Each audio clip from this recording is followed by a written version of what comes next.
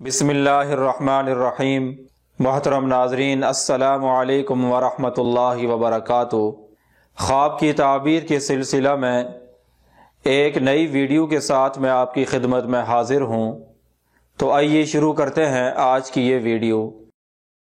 آج کی یہ ویڈیو خواب میں خوبانی دیکھنے کی تعبیر سے متعلق ہے۔ حضرت ابن سیرین رحمۃ اللہ علیہ نے فرمایا ہے، اگر کوئی آدمی خواب میں دیکھے کہ وہ میٹھی خوبانی کھاتا ہے تو اس کی تعبیر ہے کہ اس کو مال اور پیسے ملیں گے، اور اگر کوئی آدمی خواب میں دیکھے کہ وہ ترش خوبانی کھاتا ہے تو اس کی تعبیر بیماری اور غم ہے۔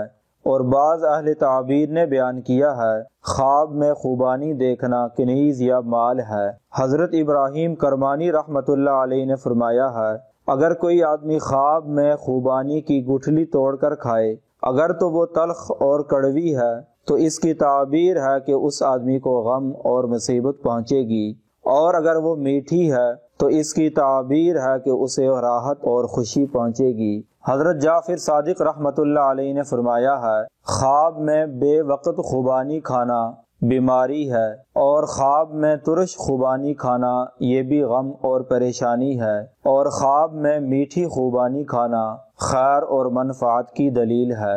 اگر آپ کو یہ ویڈیو اچھی لگی ہے تو برائے مہربانی اسے لائک کریں اور ہمارا چینل سبسکرائب کریں۔